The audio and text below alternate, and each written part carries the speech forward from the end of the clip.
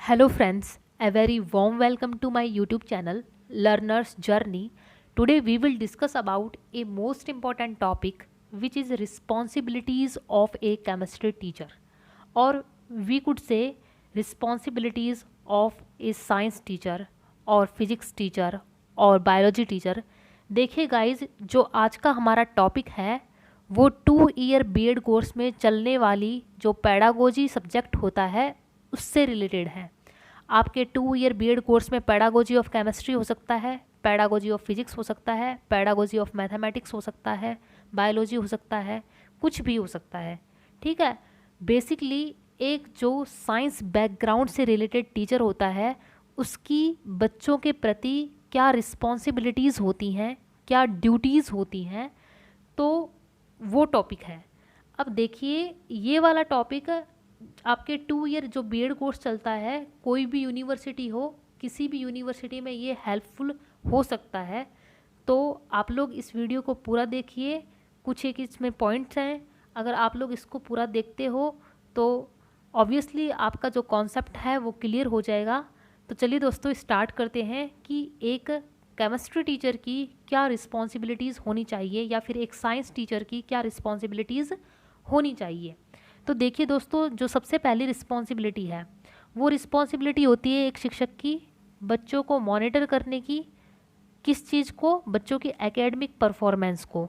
अब देखिए दोस्तों, अगर आपके क्लास में 30 स्टूडेंट्स हैं तो आपकी एक रिस्पॉन्सिबिलिटी होगी कि आप सभी बच्चों पे बराबर निगरानी रखें।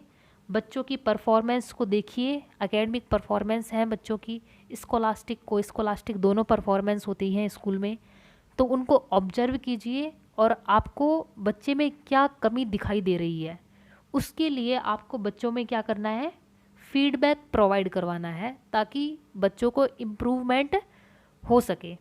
आपको बच्चों को रेमेडियल टीचिंग प्रोवाइड करवानी है। अगर आपको सब्जेक्ट में लग रहा है कि ये टॉपिक बच्चे का कमज़ोर है तो आपको उसमें रेमेडियल टीचिंग करवानी है। तो एक अच्छे टीचर की, एक केमिस्ट्री टीचर की एक रिस्पॉन्सिबिलिटी होती है मॉनिटरिंग वाली। सेकंड पॉइंट में फोकस किया गया है कि पॉजिटिव लर्निंग एनवायरनमेंट।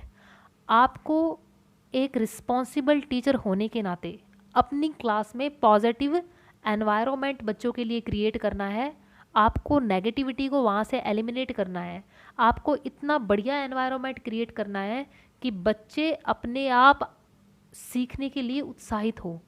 आपको क्लास में ग्रुप डिस्कशन को बढ़ावा देना है, बच्चों को कोई प्रॉब्लम प्रोवाइड करवा देनी है, बच्चों को ग्रुप में बैठा देना है और उनको ब्रेन स्टॉर्मिंग के लिए अपॉर्चुनिटीज़ प्रोवाइड करवानी है ना।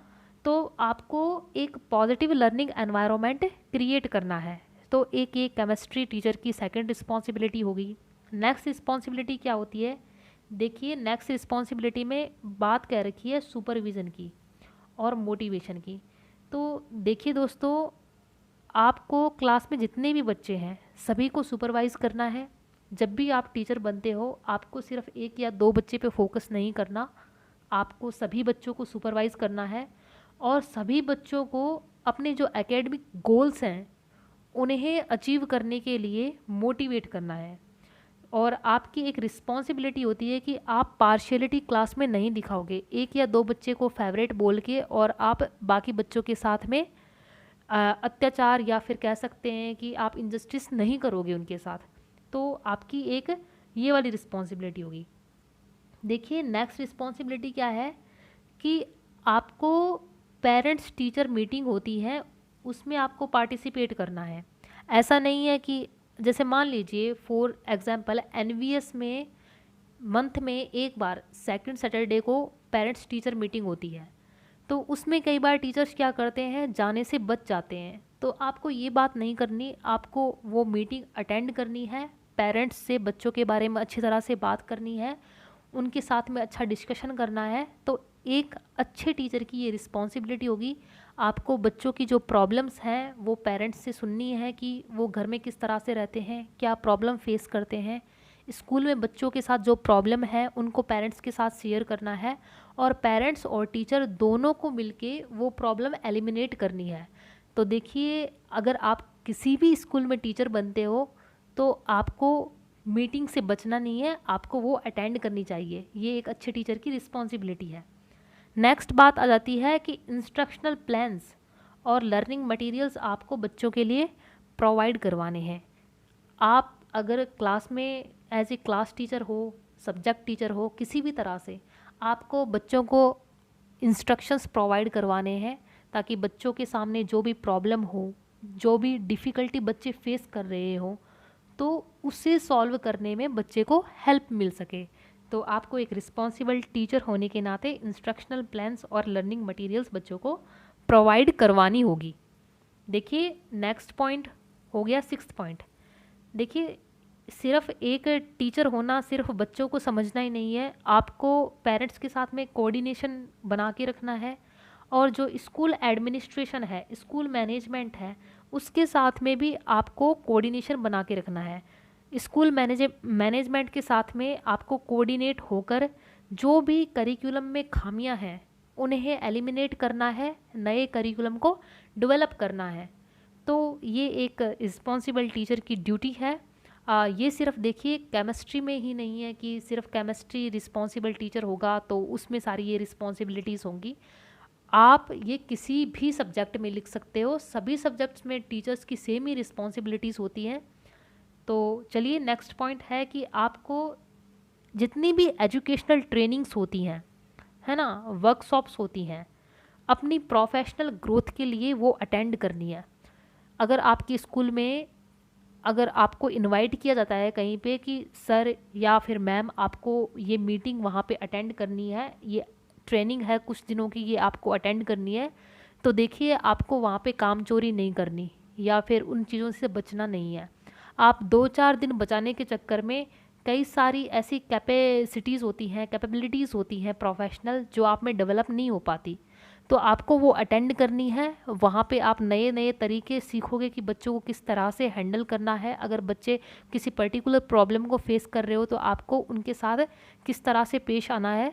तो आपको वो जो ट्रेनिंग्स होती हैं एजुकेशनल्स, तो वो आपको अटेंड करनी ही चाहिए। ये एक रिस्पॉन्सिबल टीचर की ड्यूटी है। नेक्स्ट पॉइंट है maintain students progress report according to the school policies. देखिए जितनी भी स्कूल होती हैं उनकी सबकी अपनी अपनी पॉलिसीज़ होती हैं। आपको स्कूल पॉलिसीज़ के अकॉर्डिंग बच्चों के जो रिपोर्ट कार्ड्स होते हैं उनको मेंटेन करके रखना होता है, जिससे कि बच्चे का मालूम पड़ सके कि बच्चा कितना अचीव कर पा रहा है, कितना बच्चे को अचीव नहीं हो रहा। अगर बच्चा कहीं डिफ़िकल्टी फेस कर रहा है तो क्यों कर रहा है, और उसके लिए अगर डिफ़िकल्टी फेस कर रहा है तो हमें हमारी तरफ से क्या रेमेडियल टीचिंग प्रोवाइड करवाई जानी चाहिए, जिससे कि बच्चे की जो एकेडमिक परफॉर्मेंस है या फिर जो भी उसकी क्वालिटीज़ है उनमें डेवलपमेंट हो सके। देखिए नेक्स्ट पॉइंट है कि क्लासरूम आपको सेफ़ या क्लीन रखना है।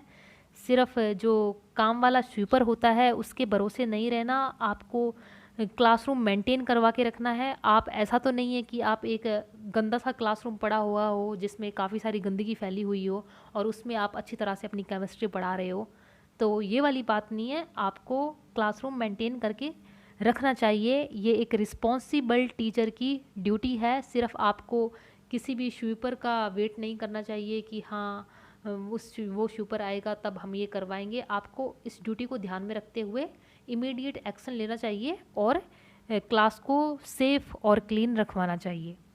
देखिए नेक्स्ट पॉइंट क्या है कि बच्चों को आपको असिस्ट करना है।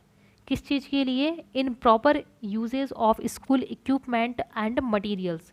देखिए आपको बच्चों को एक्सपर्ट बनाना है। एक्सपर्ट तो हम लोग नहीं कह सकते, लेकिन बच्चों को इतना काबिल बनाना है कि बच्चे प्रैक्टिकल लैब में या फिर जो भी साइंस की लाइब्रेरी है, केमिस्ट्री लाइब्रेरी है, वहाँ पे इक्विपमेंट्स को और मटेरियल्स को अच्छी तरह से यूज़ ले पाएँ। तो इसमें आपको बच्चों को हेल्प करनी है। देखिए नेक्स्ट पॉइंट है 11th पॉइंट में कहता है कि attend staff meetings and conferences and needing. जैसे आपको टीचर पेरेंट्स मीटिंग अटेंड करनी चाहिए, वैसे आपको स्टाफ मीटिंग्स भी अटेंड करनी चाहिए। उसमें आपके साथ जो दूसरे सब्जेक्ट्स हैं उनके टीचर आपके साथ बैठेंगे, स्कूल का वाइस प्रिंसिपल होगा, प्रिंसिपल होगा, अलग अलग आइडियाज़ वहाँ पे क्रिएट होंगे कि किस तरह से हम टीचिंग को अच्छी तरह से डेवलप कर सकते हैं, या फिर बच्चों को किस तरह से हम लोग अच्छा नॉलेज प्रोवाइड करवा सकते हैं। तो आपको एक स्टाफ मीटिंग्स जो होती हैं, कॉन्फ्रेंसेस होती हैं, वो आपको अटेंड करनी चाहिए as a responsible teacher. Next point क्या होता है कि responsibility of contact with new material. देखिए, सिर्फ जो बुक नॉलेज होता है, टीचर को उसके ऊपर डिपेंड नहीं रहना है कि जो बुक में लिखा हुआ है वही पढ़ाएंगे, बुक की आप लाइन टू लाइन जो है उसको ही फॉलो करेंगे।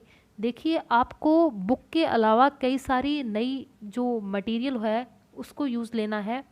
किस तरह से आप मतलब बच्चों को हैंडल करते हो, उसके लिए आपको लेटेस्ट नॉलेज की जानकारी होनी चाहिए। सिर्फ बुकिश नॉलेज से आप बच्चों को अच्छी तरह से हैंडल नहीं कर पाते, या फिर उनके जो कॉन्सेप्ट्स हैं उनको अच्छी तरह से क्रिएट नहीं कर पाते, और कह सकते हैं कि कॉन्क्रीट नहीं कर पाते। इसके लिए आपको न्यू नॉलेज होनी चाहिए और जो लेटेस्ट नॉलेज चल रही है आपको, जैसे मान लीजिए आप क्लास में केमिस्ट्री पढ़ा रहे हो, तो सिर्फ ये नहीं है ना कि आप लोग सिर्फ बुक से ही पढ़ाओगे।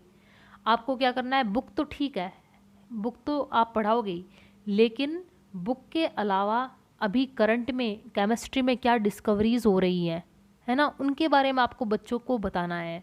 और अगर हो सकता है तो आपको बच्चों को कोई डेमोन्स्ट्रेशन या फिर जो भी न्यू डेवलपमेंट के लिए जो रिसर्च हो रही है उनके लिए कुछ बच्चों को दिखाना है। इससे क्या होगा, बुकिश नॉलेज से हटकर बच्चों को कुछ नया भी सीखने को मिलेगा और इससे बच्चे एंथुजियास्टिक भी होंगे, है ना। तो ये नेक्स्ट पॉइंट पे आ जाते हैं कि नेक्स्ट पॉइंट कहता है कि एक टीचर की रिस्पॉन्सिबिलिटी होती है कि आपको जब भी आप क्लास में पढ़ाने जा रहे हो तो आपको डेली लेसन प्लानिंग करनी है। जब आप यूनिट करवाते हो पूरी, तो उससे पहले आप यूनिट प्लानिंग करते हो। यूनिट प्लानिंग में लेसन प्लानिंग होती है, और जब आप पूरे ईयर का देखते हो तो आपको वहाँ पे हॉलीडेज़ जो बच्चों के होते हैं, एग्जामिनेशन बच्चों के होते हैं, सबको ध्यान में रखते हुए ईयरली प्लान बनाना होता है।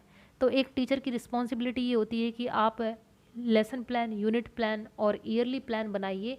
ये नहीं है कि जब आप लोग जॉब में गए, आपने स्टार्टिंग में फर्स्ट ईयर में जब आप थे इन सर्विस, तो आपने ये डायरीज़ बना के छोड़ दी और उसके बाद उसका ध्यान नहीं दिया। आपको नॉलेज को अपनी को अपडेटेड करते हुए रहना चाहिए और ये हमेशा आपको बनानी चाहिए। ये एक अच्छे टीचर की रिस्पॉन्सिबिलिटी है। नेक्स्ट बात है कि एक शिक्षक को कॉन्फिडेंट होना चाहिए। देखिए, नॉलेज आपका होएगा, लेकिन आपका नॉलेज बच्चों के सामने उभर कर बढ़िया तरीके से कब आएगा, जब आप लोग कॉन्फिडेंट होंगे क्लास में। तो ये एक रिस्पॉन्सिबिलिटी होती है कि एक टीचर को कॉन्फिडेंट रहना चाहिए। नेक्स्ट बात है कि टीचर को कंप्लीट नॉलेज होना चाहिए अपने सब्जेक्ट का। मतलब हम लोग कह सकते हैं कि एक शिक्षक को, अगर आप 11th-12th को केमिस्ट्री पढ़ा रहे हो और बच्चों ने कुछ पूछ लिया है ऐसा, तो दिक्कत हो जाएगी ना। तो आपको कंप्लीट नॉलेज होना चाहिए उसका। आपको फिजिकल भी आनी चाहिए, इनऑर्गेनिक भी आनी चाहिए और ऑर्गेनिक भी आनी चाहिए, है ना। तो ये कुछ एक इसकी रिस्पॉन्सिबिलिटी है। नेक्स्ट रिस्पॉन्सिबिलिटी पे हम लोग पहुंच जाते हैं। 15th कहता है, 15th हो गया है, 16 कहता है कि आप में इतनी कैपेबिलिटी होनी चाहिए कि आप रिसर्च कर सकें। सिर्फ बुकिश नॉलेज पे डिपेंड ना रहिए, रिसर्च कीजिए लैब में बैठ के, बच्चों को डेमोन्स्ट्रेशंस दिखाइए, बच्चों को फील्ड ट्रिप पे लेके जाइए, है ना। और बच्चों को साइंस डे पे प्रोजेक्ट्स दीजिए, या फिर कोई भी डे हो या ना हो, आपको केमिस्ट्री में बच्चों को प्रोजेक्ट देना चाहिए। इससे बच्चों की जो लर्निंग बाय डूइंग वाली कैपेसिटी है वो इनक्रीज़ होगी। तो ये एक अच्छे टीचर की रिस्पॉन्सिबिलिटी है कि आप बच्चों को projects time to time provide करवाएं, बच्चों को फील्ड ट्रिप पे लेके जाएं, है ना। बच्चों को आप डेमोन्स्ट्रेशन करके दिखाएं, लेबोरेटरी में प्रैक्टिकल्स करके दिखाएं, या फिर बच्चों को खुद को पहले डेमोन्स्ट्रेशन देके और फिर प्रैक्टिकल करने के लिए बोलिए। तो इससे क्या होगा, नॉलेज बच्चों का कॉन्क्रीट होगा। लास्ट पॉइंट, अब देखिए लास्ट पॉइंट में ये लोग कहते हैं कि एक केमिस्ट्री टीचर को हमेशा ऑब्जेक्टिव्स पे ध्यान रखना है। मतलब जैसे कोई चैप्टर आप बच्चे को पढ़ा रहे हो, फॉर एग्जांपल आप एटॉमिक स्ट्रक्चर बच्चे को पढ़ा रहे हो, तो एटॉमिक स्ट्रक्चर को दिमाग में लेके आपको ये होना चाहिए कि भाई ये मेरे कुछ एक ऑब्जेक्टिव्स हैं, बच्चों में ये ऑब्जेक्टिव्स चेंज होने चाहिए। मतलब पहले तो बच्चा क्या होगा, उसे कुछ मालूम नहीं होगा, लेकिन जैसे वो चैप्टर पढ़ लेता है तो बच्चों में, जैसे फॉर एग्जांपल नॉलेज के लिए बच्चे को जो बोर मॉडल है, रदरफोर्ड वाला एक्सपेरिमेंट है, स्कैटरिंग ऑफ बीम वाला, है ना। तो इन सब के बारे में पता होना चाहिए। तो ये बच्चों में नॉलेज होनी चाहिए। बच्चों में क्या स्किल डेवलप होनी चाहिए कि बच्चे अच्छी तरह से पीरियोडिक टेबल बना पा रहे हैं, या फिर बच्चे अच्छी तरह से जो जितने भी मॉडल्स हैं उनका डायग्राम बना पा रहे हैं। तो आपको बच्चों के ऑब्जेक्टिव्स को फुलफ़िल करने के लिए अलर्ट रहना है। अब देखिए, लेसन पढ़ाने से पहले बच्चे को रदरफोर्ड का मॉडल नहीं आ रहा, कोई बात नहीं। अगर लेसन पढ़ाने के बाद में भी बच्चे को रदरफोर्ड का मॉडल नहीं आएगा तो वो ऑब्जेक्टिव्स का अचीवमेंट थोड़े ना ही है। वो तो ये हो गया ना भाई, पहले भी कुछ नहीं आ रहा और बाद में भी कुछ नहीं आ रहा। तो आपको अपने ऑब्जेक्टिव्स को लेके दिमाग में अलर्ट रहना है, और जो लेसन हो जाए उसके बाद में ये बच्चों में बिहेवियरल चेंजेस आने चाहिए, तभी आपके ऑब्जेक्टिव्स कंप्लीट होंगे। अगर बिहेवियरल चेंजेस बच्चे में नहीं आते तो बच्चे को आप लोग डायग्नोस करोगे और उसके बाद में फिर से रेमेडियल टीचिंग प्रोवाइड करवाओगे। एक तरीके से नहीं तो आप दूसरे तरीके से बच्चों की नॉलेज को कॉन्क्रीट करोगे। तो एक रिस्पॉन्सिबल टीचर की ये ड्यूटी होती है कि वो बच्चों के जो कॉन्सेप्ट्स हैं उनको कॉन्क्रीट करे। तो दोस्तों, ये हो गया है अपना टॉपिक कंप्लीट। इसमें रिस्पॉन्सिबिलिटीज़ आ गई हैं। अगर आप में ये रिस्पॉन्सिबिलिटीज़ हैं, अगर आप में ये ड्यूटीज़ हैं और आप इन ड्यूटीज़ को अच्छी तरह से किसी भी स्कूल में जाके निभाते हो, तो आप एक रिस्पॉन्सिबल केमिस्ट्री टीचर या responsible biology teacher, responsible physics teacher कहलाओगे। तो आई होप गाइस, मुझे लगता है कि ये वीडियो आपको पसंद आया होगा। अगर ये आपको पसंद आया है तो आप लोग चैनल से जुड़ सकते हो। यहाँ पे जो बीएड से रिलेटेड कोर्सेज़ हैं उनके बारे में वीडियोस बनाई जाती हैं, चाहे वो ऑप्शनल हो। ऑप्शनल में तो सिर्फ केमिस्ट्री और जनरल साइंस ही लिया जाता है, लेकिन जितने भी हमारे कंपलसरी सब्जेक्ट चलते हैं, for example BEd second year में नॉलेज एंड करिकुलम चलता है, जेंडर स्कूल एंड सोसाइटी चलता है, असेसमेंट फॉर लर्निंग चलता है। तो अगर आप लोग बीएड कर रहे हैं और आपको नोट्स की आवश्यकता है तो आप लोग चैनल पे विज़िट कर सकते हो, क्योंकि यहाँ पे अलग से प्लेलिस्ट बना रखी है। सो गाइज़, चलिए मिलते हैं नेक्स्ट वीडियो में। Bye bye, take care.